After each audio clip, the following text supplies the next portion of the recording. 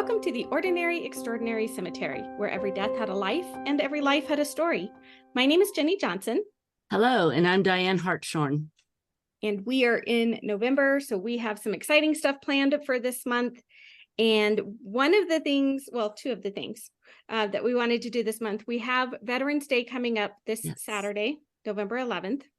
The hard thing about Veterans Day for us, for this podcast, is that Veterans Day is to honor the living veterans. Like they are serving or they are retired from serving. Memorial Day is for remembering the ones who were killed in action.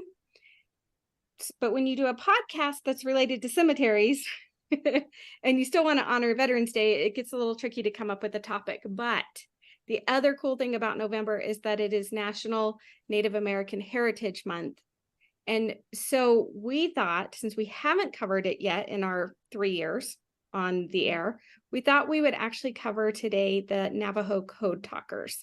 They were a very special group of Marines who we couldn't have won World War II without. And so this way we get to honor them. There are still a few of them that are living. And so it's nice to be able to honor them and what they did. And the fact that for so long, they didn't even get to talk about their story. So we are going to share that today. We have two guests joining us today, so that's always fun. We have Connie Pitts, who we'll introduce a little bit later. Again, we're just giving you her name now. And also my son, Charlie. Hello. Who you guys have heard before. He's been on with us a couple other episodes, but when I told him this was today's topic, he got super excited and he wanted to do the episode with us. Yeah. And Dianne said, great. So of course, I would never say no to Charlie. I mean, the Code Talkers is one of my favorite parts of the American effort in World War II, because it's just such a unique thing that I really wish had more information about, because it just doesn't deserve to be a footnote because of how much of a role it really played. True. On the larger scale of the war. So we're going to give you guys some brief information on the Code Talkers in case you haven't heard of them. I'm hoping most people have at least heard of them by now. And then we will get to Connie, who is a very special guest and who I'm super excited to hear from. Ned David Vicente, Carl Sinjini, Ray Foghorn, Ross Haskey, Johnson Housewood, Leo Kirk, Ralph Morgan, Sam Morgan, Chester Nez, Sammy Silversmith, Frank Toledo, Preston Toledo, Frank Chi Wileto Sr., Daniel Yazzie, all buried at Santa Fe National Cemetery in Santa Fe, New Mexico. Sidney Bedani, Richard Dooley, Arthur J. Hubbard Sr., Joe Kellwood, and Robert Burt Tallsalt, all buried at the National Memorial Cemetery of Arizona in Phoenix, Arizona. This platoon is the first truly all-American platoon to pass through this recruit depot. It is, in fact, the first all-American platoon to ever enter the United States Marine Corps. We have had individual members of the Indian nations in the Corps, but never before a group like this one. Yours has been one of the outstanding platoons in the history of this recruit depot, and a letter has gone to Washington telling of your excellence. You obey orders like seasoned and disciplined soldiers. You have maintained rugged health. You have been anxious to learn your new duties, and you have learned quickly. As a group, you have made one of the highest scores on the rifle range.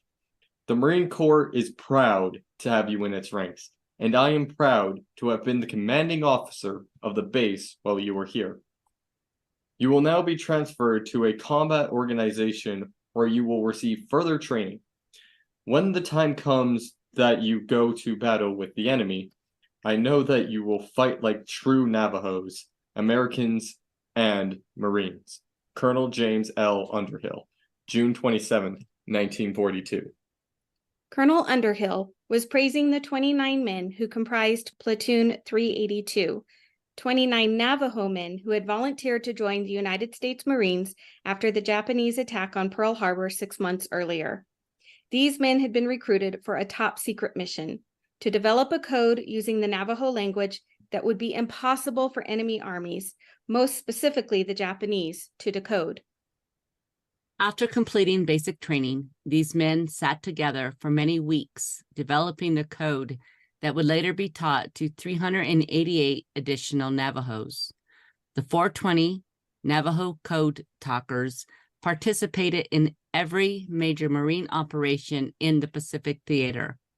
They translated hundreds of thousands of messages using the Navajo language between 1942 and the end of the conflict in 1945, and not one message was ever decoded by the Japanese.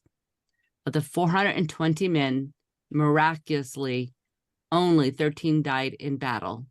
The remaining 407 returned home, but unlike other soldiers, these men were forbidden to talk about what they had done as code talkers, as their mission would continue to be deemed top secret by the U.S. 23 years following the end of World War II. In 1968, the military finally declassified it, and the story was at last made known to the U.S. and around the world. President Ronald Reagan gave the code talkers a certificate of recognition and declared that August 14th, Navajo Code Talkers Day in 1982. In 2000, President Bill Clinton signed a law which awarded the Congressional Gold Medal to the original 29 code talkers, and President George W. Bush presented the medals to the 4 surviving code talkers at the ceremony held in the Capitol Rotunda in Washington of July 2001. It is our pleasure and our honor to introduce our guests, Connie Kellwood Pitt, the daughter of Joe Kellwood, one of the original code talkers. Welcome, Connie. We're so glad to have you. Yeah, it is great to meet you. Thank you. And I can't wait to share with you, just to kind of start off with that my dad was born on the Navajo reservation in Steamboat Canyon. And I was also born on the reservation in Ganado, Arizona. So my dad chose not to go back to the reservation after World War II. He chose to continue his education as a carpenter in Phoenix, Arizona, and that's where we lived. He sent, knowing his memories of going to the Indian schools that they were sent to, he chose not to have us go there. Instead, he sent all 5 of his kids to a Catholic school for 8 years, which was right down the street from our house. And so we all grew up Catholic, took our religion very seriously. And during, I believe it was the 7th grade, the teacher had said to all of the students, I have an essay that I want done in a certain time frame, and I want you to tell me what your parents did during the war. So I'm thinking, oh boy, this is easy. I got this down. My dad was a Marine. I go home, I wait for my dad to get off work, and I said to him, Dad, I have to do an essay, and I'm all happy about this because I can't wait for him to share with me. And I said, we have to tell, we have to tell them what our parents did during the war right away. I could tell by the look on his face that he didn't really seem like he couldn't wait to share. It's like he said to me, tell him I fought for our country. And I said, Dad, I said, I need a little bit more detail. He said it again. Tell them I fought for my country. And this is like 1962 time frame. And so I'm beginning to think, well, he was a Marine, you know, was he in KP? Was he, you know, embarrassed to tell me that, you know, maybe he didn't have, you know, a Marine type of career like what he had hoped to be? You know, what happened? And I think he saw that wonder in my eyes, and he starts to tell me what he did, and I am like writing like crazy. And when he's all done, he says to me, but you can't share that with anybody. That's classified. And I'm looking at him like, what? And he said to me, you cannot share that with anyone. It's classified. He thinks for a minute, and then he says to me, okay, well, 7th grade, Catholic school, I guess it's okay. So I turn my essay in, which I'm sure was longer than most kids. And the next day, the teacher stands up and she said, there is an essay in here that I want the student to get up and read. And I'm going, oh, please, God, don't let that be mine. And she said, Connie Kellwood. And I walk up to her, and I'm shy to begin with. I walk up to her and I go, this is classified by the, and she's like pointing down at my essay, and she says, go in. So I wouldn't even look at the kids. I was just reading straight from my report. And I looked up when I was done, and all these kids have got like an open mouth, like, what? Code talker? I've known you like 6 years. I did not know, you know. You're like, I didn't either.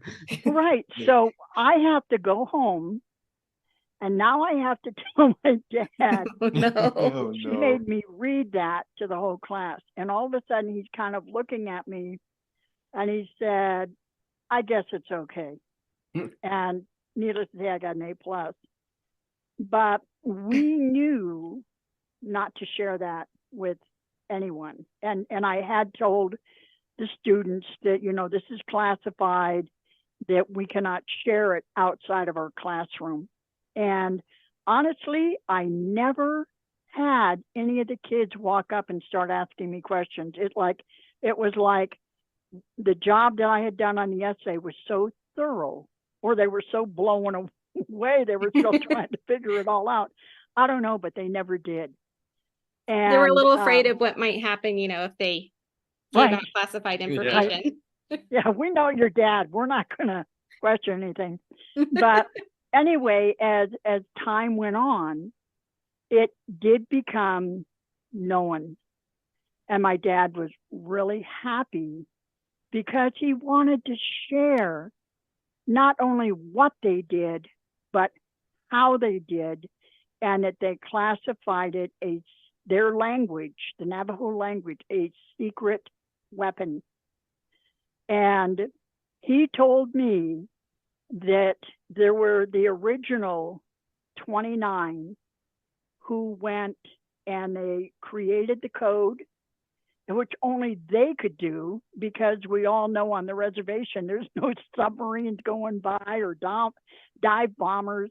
Mhm. So they Right. had to look at things and say, okay, submarine, iron fish, you know, or tank, tortoise, you know, with a hard shell Right. on the back.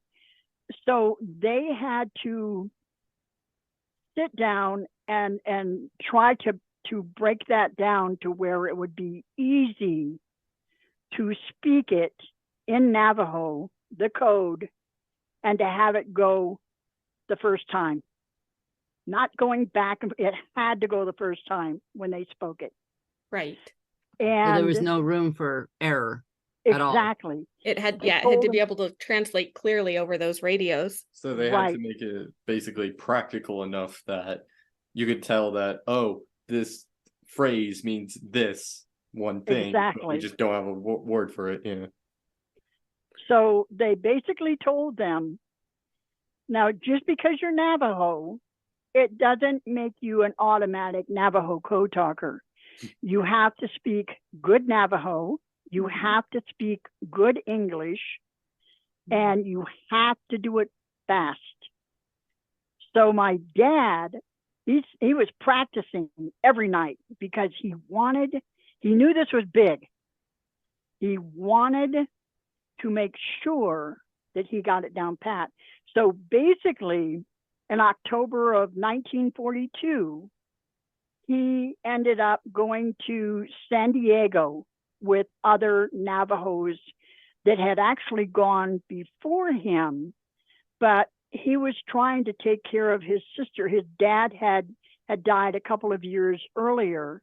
His sister really didn't have anybody to take care of her. She never went to school. She never spoke English. And he knew that she depended on him. So he was trying to make sure his sister was taken care of because he didn't want to tell her he was going to war. Mm. So she ended up getting married.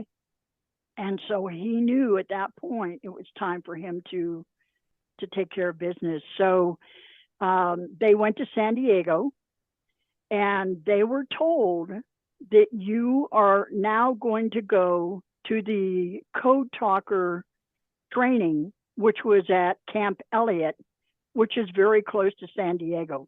Mm-hmm. And they began to train them. And he said every day he was talking more clear because he became more confident in what he was saying. And you know, when you're confident, you can speak up and not have to worry about the next phrase coming out. So anyway, he knew he had it down pat. They kept testing them. He kept passing the test. And so come to find out, 3 of them had failed. Mm. One of them had failed because I think he said they found a spot on his lungs. So Oh. medically, he could not go. The second one, they didn't feel that he was educated enough to be able to do the English Navajo translation code.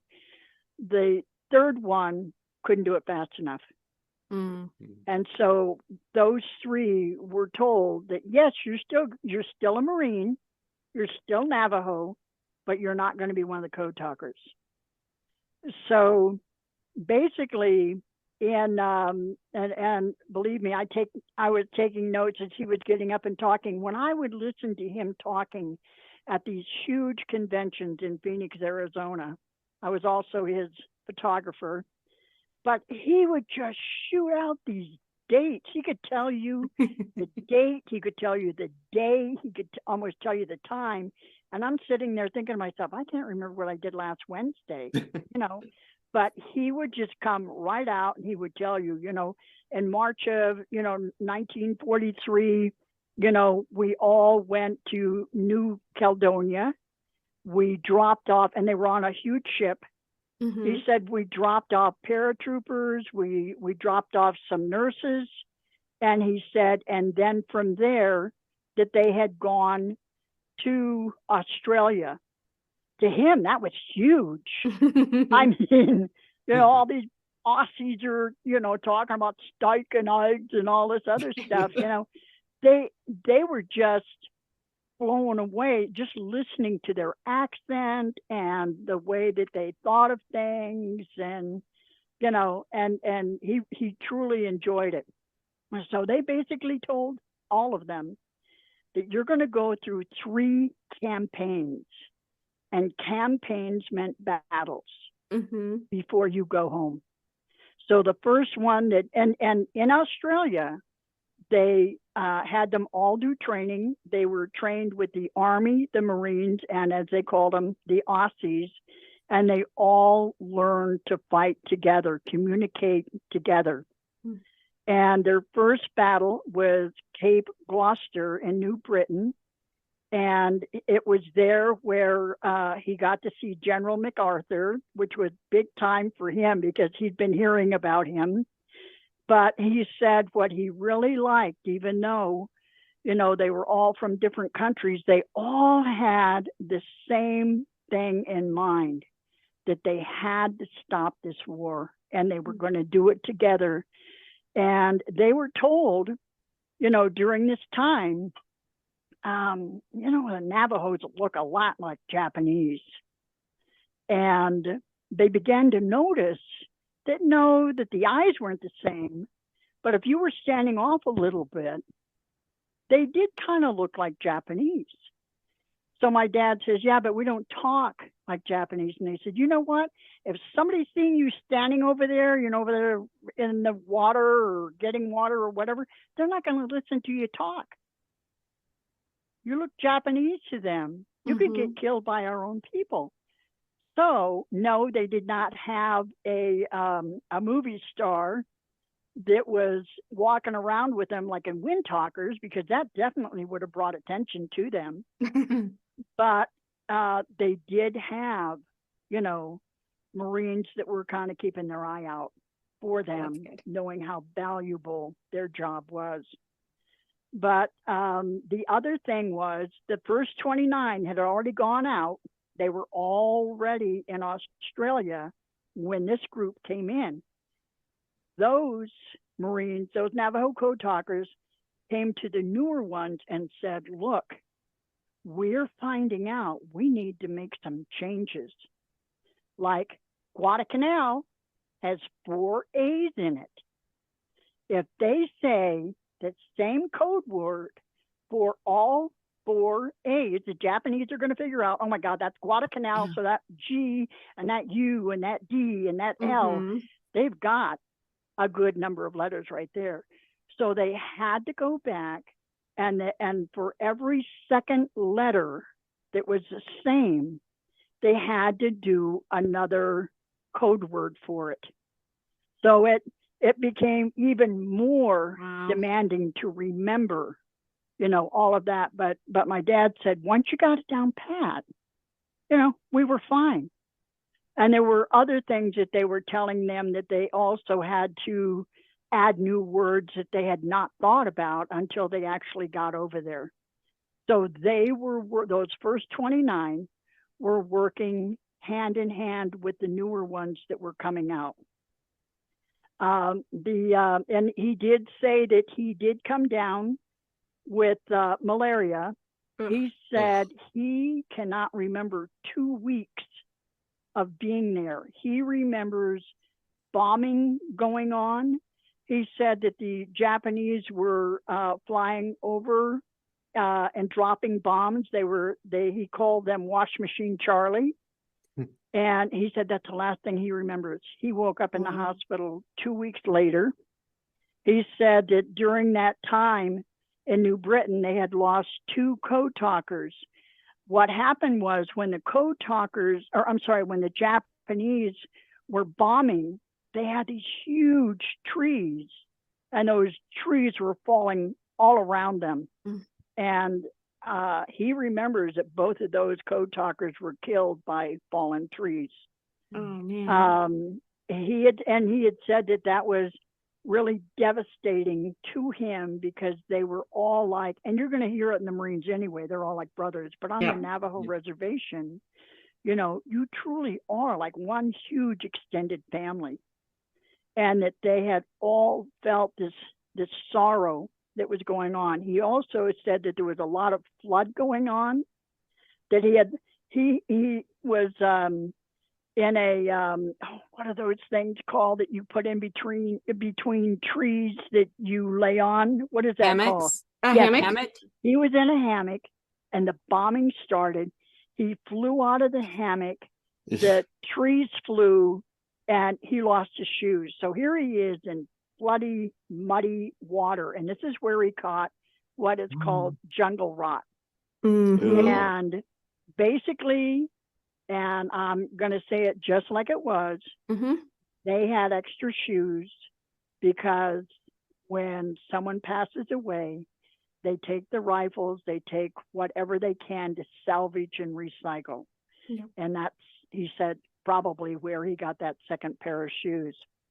He said that they all went to Russell Island, where they not only regrouped, they also went for more and more training. And after that, they went to Peleliu, and he said that the heat was intensive. It was exhausted. The ammunition, the Japanese were hitting every 10 to 15 minutes. And he said that there was just a lot of stress, and they had already been taught at Russell Island, this is how you handle stress. This is how you handle fear. He was surrounded with death all around him. He would turn around. He saw all those Marines laying on the beach, dead. He said one he found floating in the water. He went over and pulled him out and then went back to the foxhole. And people asked him later, you know, did that Marine live? He said, I don't know. All I knew was I pulled him out of the water. I don't know if he lived. And then he said, after an American airplane went by that was bombing, a Japanese followed right behind them, and they started bombing again. And my dad said that shrapnel had fallen right beside him, and then he said he felt it. It was so hot. And it was kind of like, God, I hope this is the closest that I get to death. And so in Peleliu, he said that it rained all the time. It was just wet all the time. He said the good news about all of that was, he said there were 10,000 Japanese hiding in caves underground while they were out there sweating bullets, you know, with all the heat, exhaustion. They're all underground. He said the good news is that all that rain started to cave in all those tunnels, and the Japanese had to come out. That's pretty much when they kind of knew that they were going to win. They just had to buy their time. Yes. So he basically had said that they had lost a lot of Marines at Peleliu, and that they, in the Navajo way, that they would, you know, say their prayer for them, that they would continue on in a better life. After that, they regrouped again. They went back to Russell Island. And, you know, the third one was when they had gone to Okinawa. And again, there was a lot of rain. He said that what saddened them was that President Roosevelt, they got word that President Roosevelt had passed away. And this was during an interview that he had with the Library of Congress. And they asked him, how did the Marines feel when they told him that President Roosevelt had died? And he had said at that point, they pretty much had felt that they had won the war, and they knew that they were going to be able to get through this. This was not like at a weak point, like they were devastated by it. There was a very well-known person called Ernie Pyle. All the Navajo code talkers knew him. Ernie Pyle had gotten on their ship, and he interviewed the Navajo code talkers, because by this time Ernie Pyle knew this is big news. He took their pictures, and then they found out that 18 months later that he had been killed in the war. And that, you know, he was out there with his camera, and the Japanese spotted him and, you know, shot him. And he said at that point, now we are now into like October 1945. This is how much time he's been over there, from 1943 to 45. At this point, he's gone through his 3 campaigns. They tell him that you're ready to go home. And at that point in time, another group of Navajo code talkers came over, and they were headed for China. And so they asked my dad, okay, after you left, what did you do when you got out of the war? And he said that when he came back, he took a month vacation. He went back to the reservation. He told his sister that he survived. She was really happy to hear that. And then he said he went to Phoenix, and that with a GI Bill, he was able to become a journeyman. He was able to go to ASU, Arizona University, and that he became a carpenter. In fact, he worked for Sun City and built a lot of their homes. He was union. But when he really started getting involved with going out and spreading the message, I said to him, Dad, I want to be a part of this. I want to help. I want to learn. And he would be there. Now, he didn't write any books, but some of the Navajo code talkers who did would send all their books down to Phoenix. And my dad would sit there with huge boxes of books signing his autograph for like an hour and a half. My hand probably would have hurt, but he was just had great handwriting. He would sign it. You'd have people saying, oh, Mr. Kellwood, can I take your picture? It usually ended up me saying, let me take a picture of you and my dad together. And, you know, they loved it. But you could tell how proud he was that, you know, those people who had passed on had gotten that recognition of what they had done for our country. It was no longer a secret. But, you know, to me, I'm happy to be able to share this with a lot of people. I'm really amazed because I've got a couple of T-shirts that show Navajo code talker, my being proud of my father, and I'll be standing at Taco Bell and somebody go, oh my God, your dad's one of the Navajo code talkers. You know, boy, that's always nice. Yes, you know, I love that. What baffles me sometimes is that older people will say, what's a Navajo code talker? You know, so it kind of, I can't wait to share whether it is, you know, whether they know it or not. But with being with the Pikes Peak Young Marines, we get to go to a lot of military events. We just went to the U.S. Marine Corps Vietnam Tankers Association, where we got to spend 2 evenings with them. The first one was our young Marines had the job of interviewing all these tankers that were there. So that they got credit for. The second night, they invited us to dinner. And we're all sitting at, I can't tell you, there must have been like maybe 500 people in this room at the Embassy Suites. And I'm sitting there and I'm talking to the young Marines, you know, whatever it is that they need, you know, make sure that we're taken care of to try to help them. And I can hear the speaker in the background going, I want to introduce you to someone that we really have the honor and the privilege of having here tonight. So I'm turning around thinking, boy, this must be some brigadier general, right? They say my name and I'm like, oh my God, I'm not the person here that's being honored. You know, and all these people were like, oh my God. And he asked me to come up and he said, there's very few left. Please share with us. You can see all the men here from Vietnam. They can share for years to come. Yeah. What your father did is dying out. And do you know what? They told the young Marine to stand up and they said, take your covers off. And they went around the room and they collected over $1,000 donation for the Pikes Peak Young Marines. Oh, that's awesome. Yeah, no, that is. Yeah, that is amazing. awesome. Yeah, I feel that my dad passed away in 2016. I truly feel that when he knows I'm spreading the word, that he's smiling up there with the rest of the code talkers.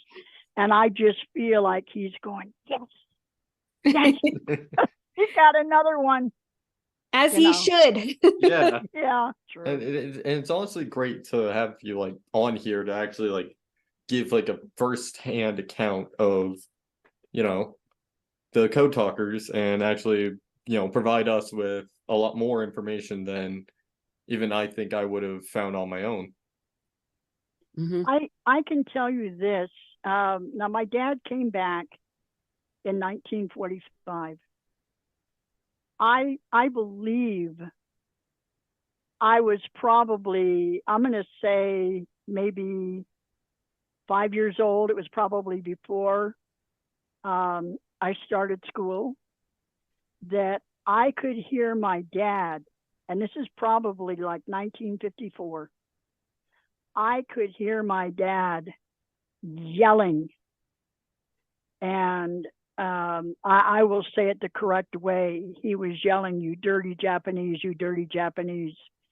And I could hear my mom trying to wake him up. And she was saying, "Joe, Joe, Joe, you're not there anymore." This is 9 years later. Right. Yeah. And the dreams would come back. It would wake everybody in the house up because he was so intense. And I remember I was walking to the bathroom one time and I seen him where he was yelling, and he sat straight up in bed and just yelling. I mean, his eyes were just so intense. And my mom is trying to calm him down. And at that point in time, I had no idea what Japanese were. I had no idea that Dad had even gone to war.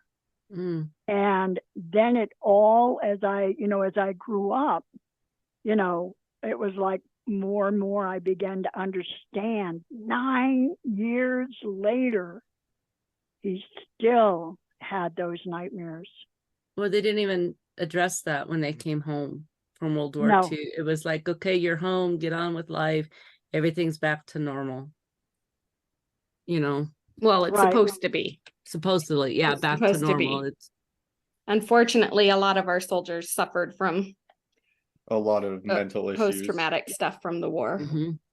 Right. Absolutely. Well, and you have to think about what they saw and did. And the one I found it interesting. So when we were preparing for this episode, I read Chester Nez's book, Code Talker. Yes.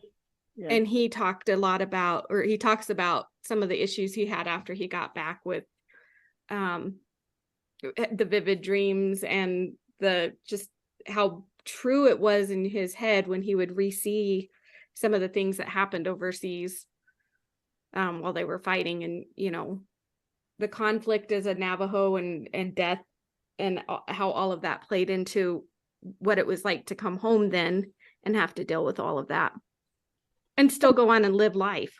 Mhm. And even growing up, where they pulled them all from their families, and I mean they were a lot of help.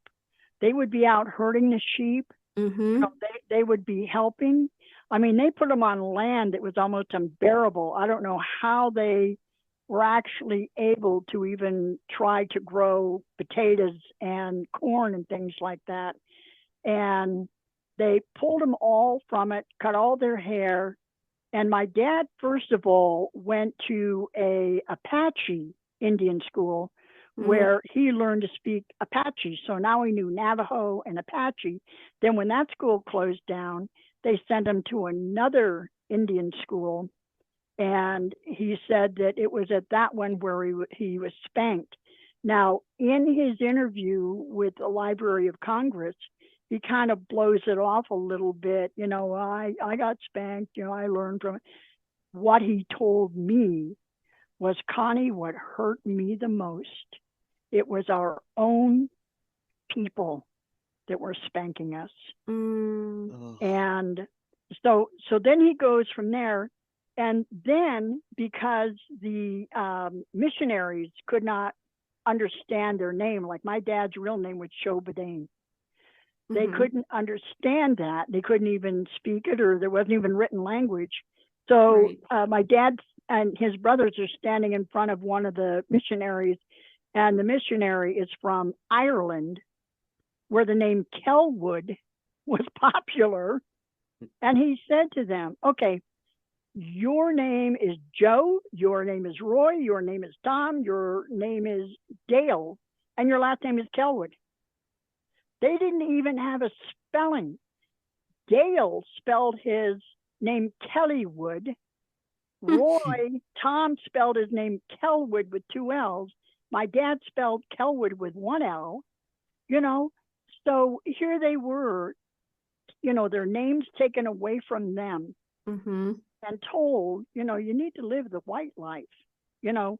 And then when they sent them over to World War II, at that point, they had no problem at all because they loved Mother Earth. They loved the land. They were there fighting for their country. And, you know, to me, and the other thing is my dad found out for years and years and years, we celebrated his birthday on August 20th, 1921, because somebody had told him, oh yeah, you were born right around the Yebeshe dance. So they said, okay, 5 days from the Yebeshe dance, that would make me, wait a minute, August. Found out through St. Michael's Church on the Navajo Reservation. He was actually born July 15th, 1921. And all the military records show either August 20th, August 21st, and then it actually turned out to be July 15th. Well, and they weren't issued birth certificates, were they? On the reservation? They were pretty much all born at home. Right. Right. So birth certificates weren't issued. Right. Exactly. What year did he find this out? I'm trying to go back and think. I want to say that it was probably in the later 1980s. Okay. Oh, wow. Yeah, later 1980s. Yikes. And he also talks about this in that interview where he had found out. But you know what? He continued because everybody knew his birthday in their mind was August 20th. Right. So he continued to celebrate that day. He should have had 2 birthdays. One in July and one in August. It would have worked. Twice the fun. Yeah. But he was a very serious, you know, he was the kind of dad when, you know, nobody had dinner until everybody was at the table. My brothers were altar boys, you know, very sincere. My brother had gone to Vietnam and he never talked about it. Never talked about being in Vietnam or any of that. I truly don't know if he even shared that with my dad, but you could tell there was some understanding going on between them to where he didn't really need to share. My dad pretty much already knew what he had been through. It was just another country. Right. But the same type of horror and combat and yeah. Oh. Well, Connie, this has been fascinating. I am so glad that you have been able to join us and tell us your dad's story, which in turn tells us the story of, you know, all of the code talkers. And like your dad said, they shouldn't be forgotten. They do need to be remembered. Yeah, thank you absolutely for like joining today because again, they shouldn't be forgotten. They're like one of the most important parts of at least the Pacific Theater, if not a larger war effort, because of how well they were able to accomplish their task. Right. And I agree 100%. And as soon as, you know, we go ahead and end this, I will send those videos, the websites to Dianne. I really want you to hear what Peter McDonald has to say about that code and how fast they were able to get it out. And he's going to explain what the code was in English, and then he'll explain what it was in Navajo. So that is so wonderful. Yeah. And, you know, and just to think how much was taken from them for them to want to fight so wholeheartedly for this country. Mm-hmm. I mean, it's really truly amazing. I mean, granted, In they may spite not of have had a everything, choice, they but Yeah. in spite of everything, they still, willingly fought for the U.S. mhm. Yeah, they volunteered to do it. Yeah, absolutely. They signed up for it. Like they said, yes, we're gonna go do this, and they did it. And that, like Dianne said, that's after being pulled from their families and sent to the boarding schools, and a lot of other things that the Navajo people went through in the 20s And- and 30s. And they you know, still did my dad said in the end that, that their parents never got over the fact that they were pulled from them. it. Mm-hmm. But my dad said, you know what? He said, the fact that we learned to speak English is what made us Navajo code talkers. It's true. Because they Right. had to be able to speak both languages to do it. Right. But they're some of the coolest people ever. Yeah.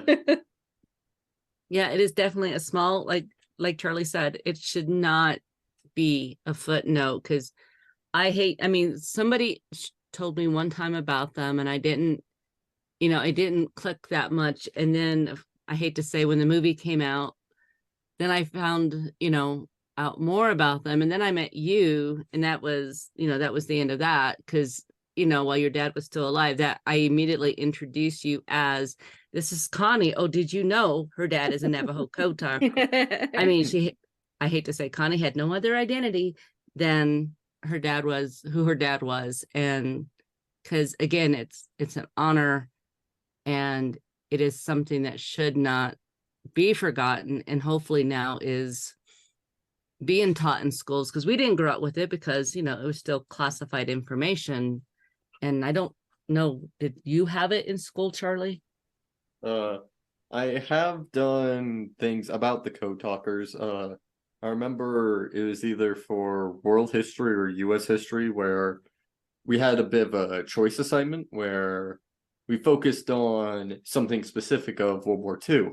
One of the topics was the code talkers, which I immediately went for because it's one of the most unique things. And yeah, at the very least, I think it should have the same value and importance as Alan Turing's team and how they were able to break the Enigma code.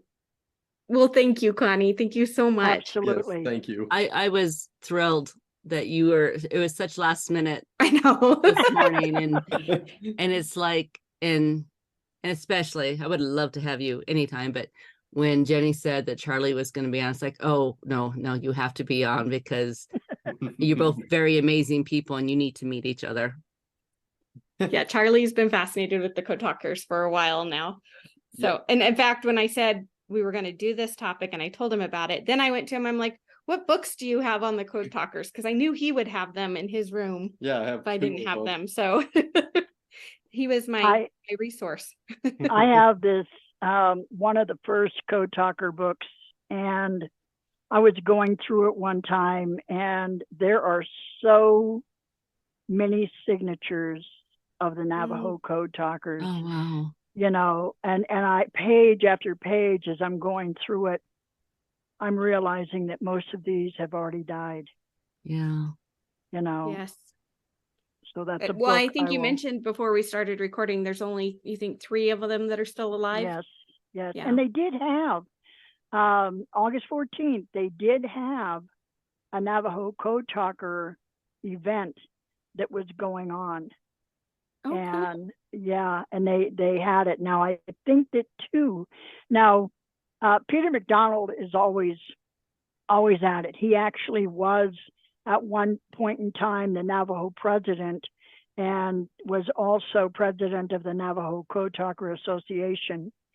And there's another person, in fact, both of them had come down to my father's funeral, which there wasn't really, we had gone down on Labor Day in 2016 to visit with my dad, not realizing that he was close to passing away.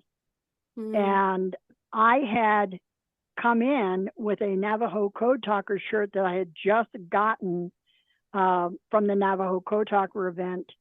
And he goes, "Oh, I like your shirt." And I said, "Dad, this is, like kind of from the Young Marines." And he goes, "Oh, I like it," And within a day, we knew that he was going downhill real fast. And we stayed, we got the phone call, not realizing that he had already passed away. It's like 3:00 in the morning, and we show up, and I was so oblivious. I walk into the room, I see my dad laying there, and I'm thinking, "Oh, he's asleep." I mean, I still can't believe that I thought that.